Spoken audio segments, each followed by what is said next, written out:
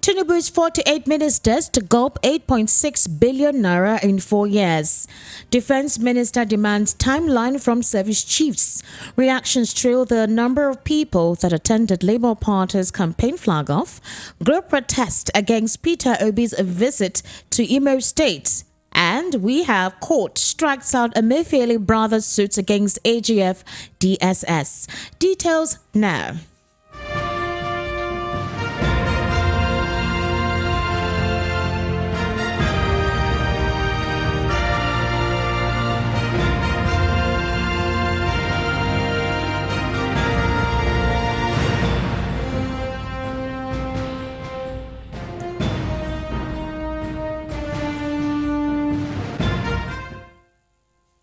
President Bola Ahmed Tinubu's administration will spend 8.63 billion naira on ministers' salaries and allowances over the next 4 years. And findings. The figure could, however, rise as the Revenue Mobilization Allocation and Fiscal Commission finalizes its review of public servant remuneration. Experts, however, who disclosed the correspondence say that the large cabinet contradicts President Bola Tinubu's promise of reducing the cost of governance. They also said having many ministers who would in turn have many aides would put a lot of pressure on resources available at the detriment of millions of Nigerians who are in need of good governance. This is the first time a federal cabinet will be made up of 48 ministers since the return of democracy in the country in 1999. Tinubu's immediate predecessor, Muhammadu Buhari, had 42 ministers. Similarly, in 2011, former President Goodluck Ebele Jonathan appointed 33 ministers to his cabinet, 9 of whom were carried over from the late President Umaru Yar'Adua's administration. The late President Umaru Yar'Adua appointed 39 ministers in 2007, while former President Olusegun Obasanjo had 42 ministers in 1999. Meanwhile, the federal government will spend over 13 billion naira on the salaries and allowances of the ministers alone. This excludes esticos and other travel expenses that the government will spend on the incoming ministers. Experts, however, disclosed considering the penchant for traveling by Nigerian politicians, only time will tell how much this will guzzle from Nigeria's forex, which is hard to get considering the low output in terms of exports. It is very common to see ministers attending international conferences and in some cases jetting out in search of foreign investment for the sector they superintended. Now I have in the studio Moses Adebayo, who is a public affairs analyst and educationist at first, like he always emphasizes. Moses, good afternoon and welcome to VOP World News at 12. Esther, good afternoon to you and to the listening world. All right. Is it surprising to see that experts are already talking about the expenditure this government intends to consume? We're having 48 ministers for very few ministries, and then these ministers will definitely have their aides. And then, of course, there is an estimate of about 8.63 billion naira to be consumed by these ministers, looking at the 4-year term they will spend in government. We already know that the combination of these ministers, based on their political leanings and the fact that some of them were appointed based on them having to give out support for the president during the campaign. So it's almost like, a payback. Now, do we see an effective governance structure in place with this administration and the ministers already on board? And then if this government is complaining that there is no money, our foreign reserves have depleted to run government, why do we still have this high cost of governance at play? Contradictions, I say again, contradictions and huge paradox. You live in Nigeria, so do I, and we understand what the climb is right now, how we feel. Emotions are ever raw. People are not really happy. You go out there, you feel the pulse of the people, and the common conclusion is that what is going on? Why are things so harsh? We've had this decade, in 3-4 years, we've had COVID, we've had NSAS and protests, we've had cash crunch, and now this. In just 1 decade, and this is even appearing to be harsher than others. Look, if the government will be taken seriously, if they should be considered as serious, then sometimes it behooves on them to reduce or even keep some of this in hush-hush, because it annoys the sensibility of an average Nigerian to hear this humongous amount. I mean, make you just you shriek in annoyance. What is going on? If they have anything to do at all, of course, governance will require mobilization. They have things to do. They have projects to carry out, to execute. They will spend, no doubt. But when they mention this as though it's in your face, people get annoyed. So please, whoever is advising them, whoever their media team is, they should do a better job by not annoying people further. Because if you have to park your car and join an Uber or even a keke, and you know what are they saying today, and someone still come and has the guts to tell me that they're going to spend such an amount, it only makes you feel these guys are only preaching what they're not practicing. And that sends the wrong message. If you can have in your appointment list now 48 ministers, for goodness sake, not in these times. Some things are lawful, but the expediency is what you should be concerned with. It's lawful for them to have ministers from states all across, from regions. But then, is it expedient to spend the way they are doing right now? Capital, no. When you hear House of Rep ministers, speakers, Senate president telling you brazenly that they've appointed 35 special advisors, who does that in these times? They don't want to get Nigerians frustrated more than this. They don't want to see the other side of Nigerians. Hence, they should be temperate in how they say things and how they go about their dealings. Otherwise, look, it will always get a point. I'm never going to advocate any form of insurrection. No. But please, don't push emotions beyond limits. Don't raise people's hope to the point that they will look back at you. Whatever they do now, let them ensure that they are moderate in whatever they do. And how they even say it matters. Nigerians are concerned. All right. It's quite unfortunate, though, when the government says one thing and they're expecting another thing from the people. You're telling the people to be patient, that there is a lot to deal with. Fighting your belts. You're telling the people to understand the fact that you just resumed government, and you also have this amount of monies that will be spent on each of your ministers and politicians on a monthly basis, and you expect the common man to be understanding. Now, the government said they're going to have a conversation with Labour. Labour is literally asking for basic allowances to cope with the current economic reality. They've not been able to come to an agreement on what the salary remuneration will be from now on. We have vital infrastructures which seem to be not taken care of.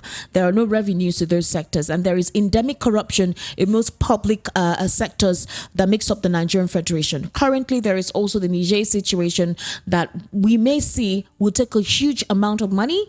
Military personnel that has depleted because a couple of them have actually left the military service due to corruption as well. So the question now is, do you think now that his cabinet has been formed, he has a minister of finance and coordinating minister of the economy, Wale Edun, who is supposedly meant to advise him on how to go about things. Do you think that the advice is not coming sooner as it is expected to? If there is a minister that has his job, as in his hands full with all manner of job, and that's Wale Edun. Okay. He's got to tidy up this space, and quickly too. Look, Nigerians are running out of patience, and that is even understating it. It's a case of our tempers have been so shortened that it could even fuse and blow up right now. When you mention Niger in your well-articulated question, Niger should be the last of our thinking now, because we have internal crisis at mountainous level. So Niger should not be our headache. When they keep banding it all around that, we may go to war. If ECOWAS does anything now, we know that the largest chunk will come to Nigeria. So Niger should just be the least of our headache. Niger has shown that it's going to be a proxy war between some superpowers. So Nigeria should be least involved. We have a lot to deal with.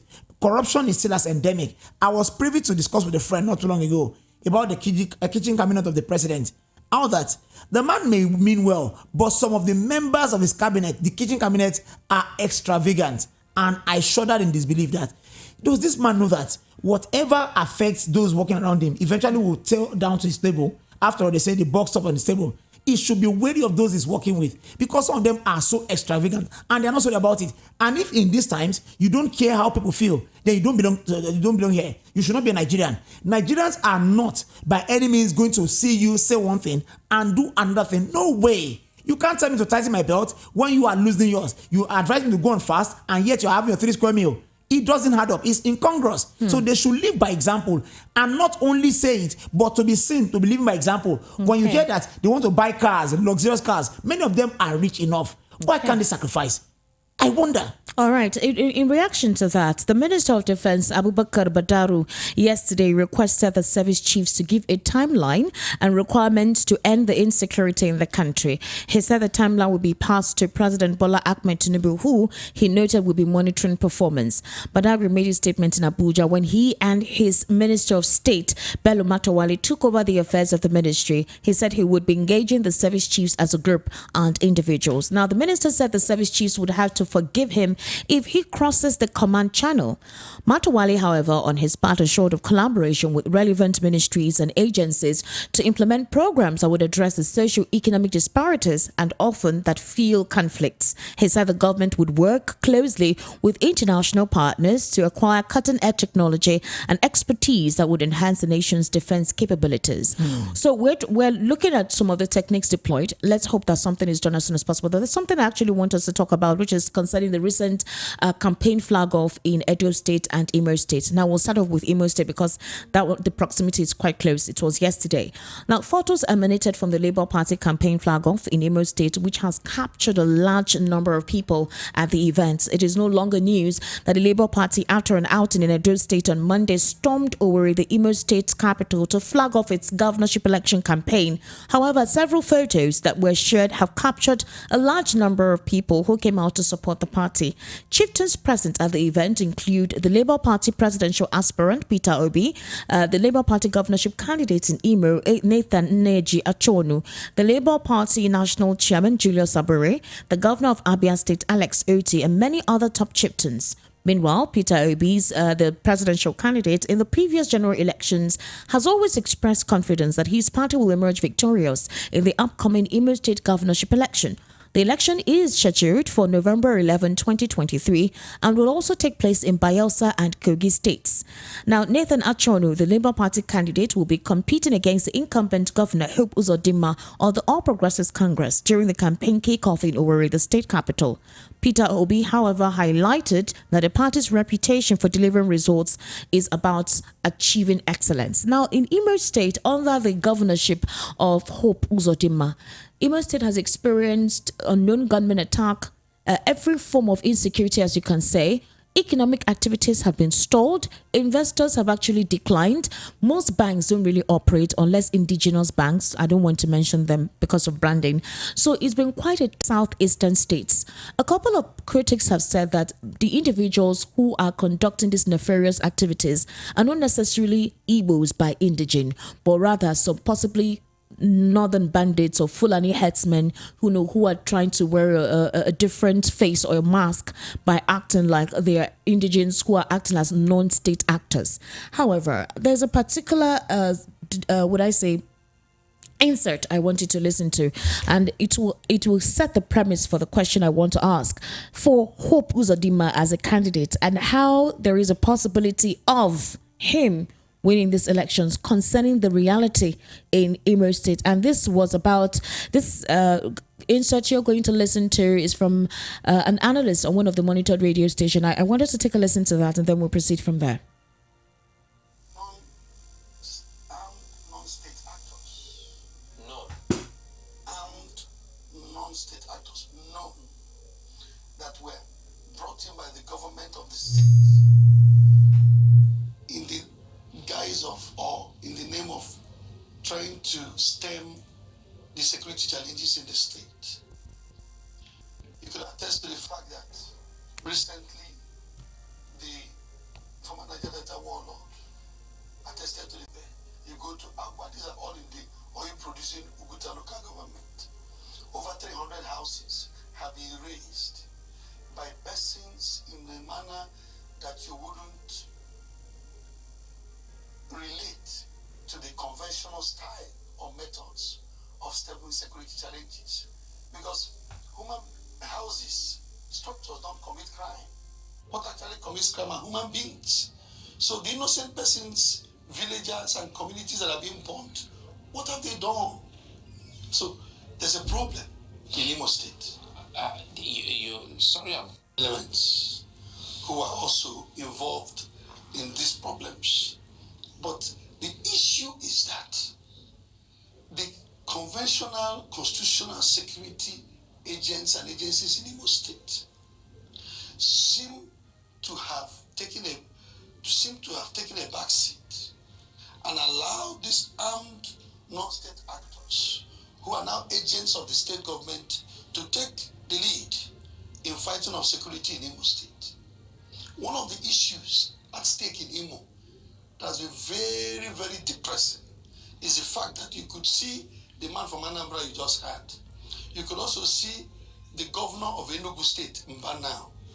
On Monday, you could see Mba in the marketplaces, in the public places, trying to restore confidence in the masses. But what has happened in Imo is that Imo has been abandoned by the governor. The governor is no longer resident in the state. The man is in Abuja. So what happens is that once there's a security challenge, there's nobody to come out to restore confidence to speak to the people. You're a member of the people.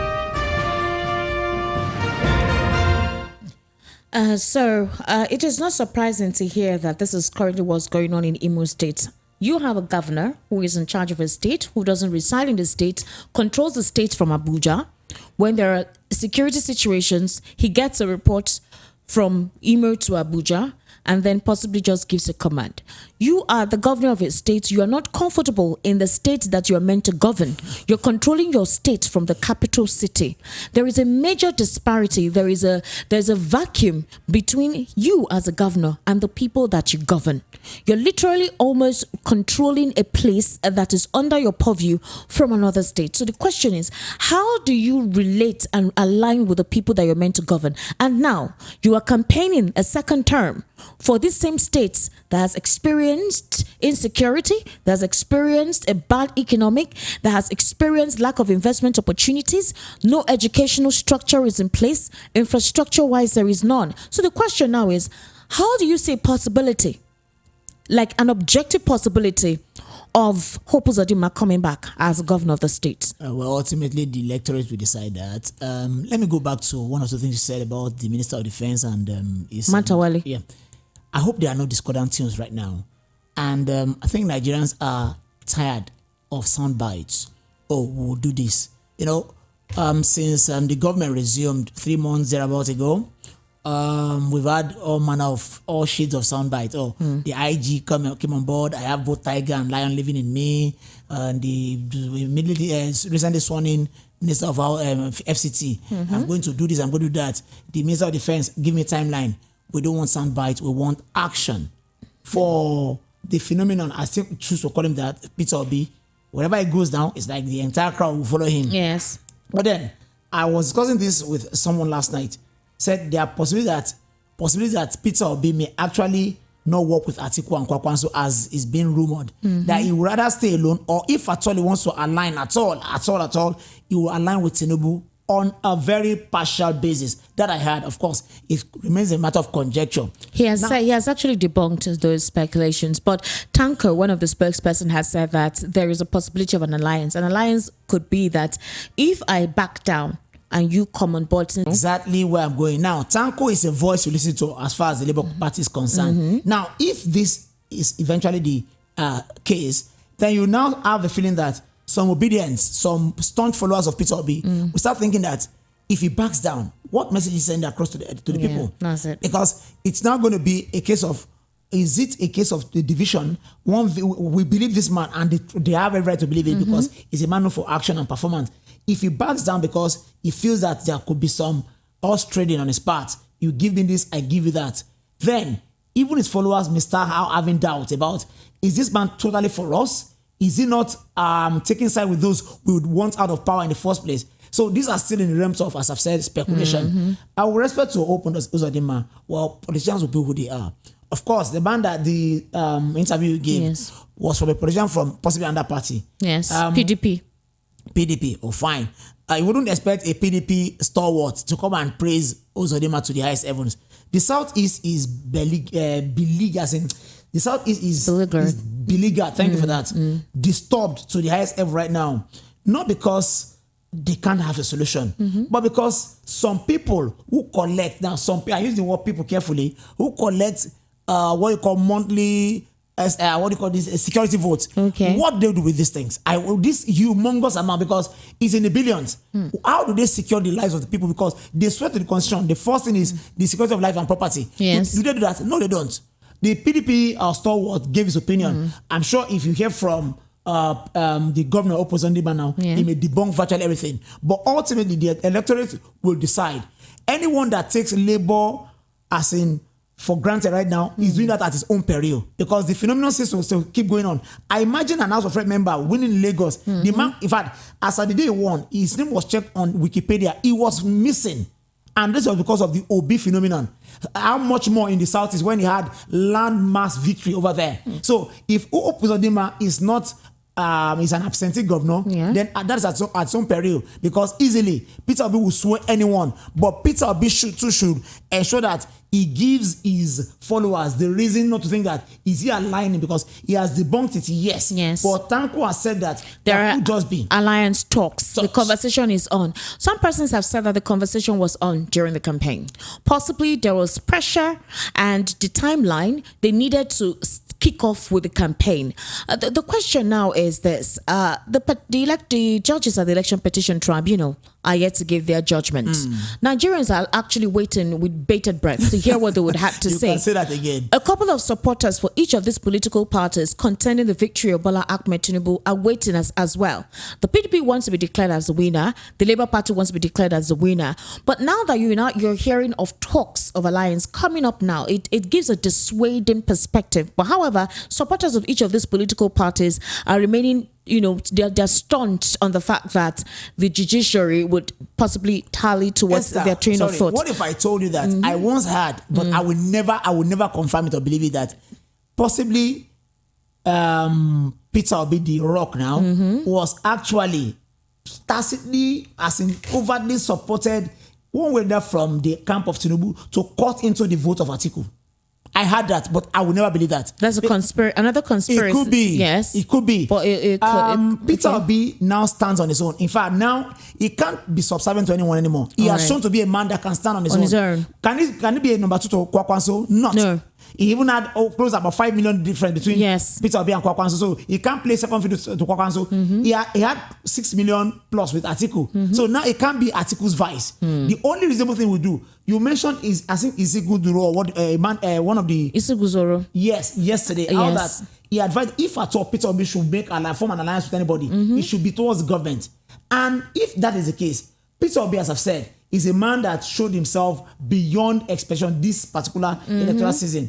Maybe Peter Obi wants to establish himself more in some regions. In no time, he may achieve his dream, because he's a man that has support and he has base now because he has performed. Okay. So apparently, a faction of the Labour Party in Imo State yesterday, during their flag off, they staged a protest against the presidential candidate Peter Obi's visit to the state at the popular Imo State University, IMSU Junction, with placards and banners.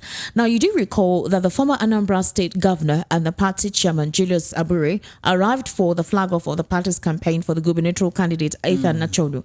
Now, the faction which was in opposition to the candidature of Ethan Achonu stormed the State University. They were bearing banners with inscriptions such as "Peter Obi, enough is enough," "Peter Obi, stop deceiving Indibu," "Ethan Achonu is not a member of the Labour Party," "Peter Obi, stop playing mischief." Now, of course, the presidential candidate in the last election said that the party is known for following due process, and the process that produced Ethan was genuine and legitimate. We already have a faction coming up with inscriptions against. This is the politics we're talking about. This is also the politics we're saying that could be played in Imo State, whereby we may see a tilt. We're not predicting, but considering how Hope Uzodinma came on board. But before I proceed quickly, because of time, and that's our final news story for the day, I want us to take a listen to Peter Obi concerning all eyes on the judiciary and the importance of the judiciary being watched. So let's hear him. Nigeria can also come from the judiciary. They are part of Nigeria. Nigerians are suffering, and we don't intend to stop until we start building that new Nigeria, where we're sure that Nigerians will start being pulled out of poverty, out of suffering. The government will genuinely start caring for the people. It's for them to have hope in Nigeria. If what we are going through have happened in other countries of the world, and if we do the right things, will take back the country. If we use the resources of this country, we will put people out of poverty. And I say it categorically, we know what to do. It is there. All we need to do is to do the right things, starting from fighting corruption. People cannot continue to be allowed to steal public money and live the way they want when everybody is suffering. People can no longer mismanage our resources. We need those who have the competence, the capacity, the character that is required, and the integrity that is required for governance to come on board. We cannot be running a government that is criminalized. Thank you, sir. Thank you. All right. So you heard him. What's your take on what he said? You know what? I've always posited that men attain immortality not because of offices they hold or held. Okay. Benjamin Franklin comes to mind easily. Okay. He dons the $100 bill in America, and all other denominations in America, if I get my facts right, are done by one past president or one past governor of this. But Benjamin Franklin stands out as someone who never held any office. But what he did in America in his day will forever linger. Peter Obi has shown again that he's embracing immortality. All right. Will the government listen to all he's been saying? This should. Can Peter Obi still be a part of national development? Yes. Yes. If Peter Obi is offered anything now, yes, I know his political stance. It won't be out of place because the man, I hear him again and again. I can tell that this man means well for Nigeria. No doubt about that. But you do know that if at all he gets into governance, it's not going to be a walk in the park. There are a lot of challenges. It's going to meet some certain issues that would be all encompassing. And if the government of the day will resonate with the right thinking men like him, then they should work and support such a man as well. Peter Obi, as I've said, can embrace immortality by virtue of some important key position he can hold even right now. That is why I'm not ruling out the fact that there could be an alliance. All right. And Peter Obi will call some shots somewhere. And so are you suggesting the alliance should be between the Labour Party and the APC? To an extent, yes. To an extent, yes. To begin to implement the kind of changes he has been preaching? Because I said earlier that Peter Obi cannot play second. In 2019, he was Atiku's running mate, but not anymore. Not anymore. They are almost on equal, if not bigger than Atiku right now, because he's someone that speaks and it resonates over the country. So for now, one thing the Labour Party should just guard against that they are being plagued by too many factions. Okay. Once they start thriving, suddenly from nowhere, something comes up. And that will keep depleting their force or their strength. So they should guard against that. Otherwise, there will be a party that will possibly give Nigeria the true opposition is the lifeline of any democracy. Yes. PDP is winning. PDP is a scattered house. Maybe Labour can step in and give us if they seem to be strong, if they have the spine to remain strong. And unfortunately, they factionalize themselves again and again. They can't afford this cannibalism again. Otherwise, they will destroy themselves. For Peter Obi, let him continue on this trajectory. In no time, as I've said, he will embrace immortality. If whether he wins presidency or not, Awolowo was never president, but forever among Nigerians, he will be respected. So it's not about presidency. Let him keep doing what he's doing, put government under their toes, and if possible, if he has to work with this government, so be it, and let Nigeria be great. If he has to work with this government, so be it, let Nigeria be great. Should it be that he should look forward to 2027? He can still maintain his political dreams, ideologies, yes. He can work within the government. After all, El Rufai was once a boy to Atiku. In fact, it was through Atiku that El Rufai became prominent. But after a while, they went their separate ways. So Obi can as well.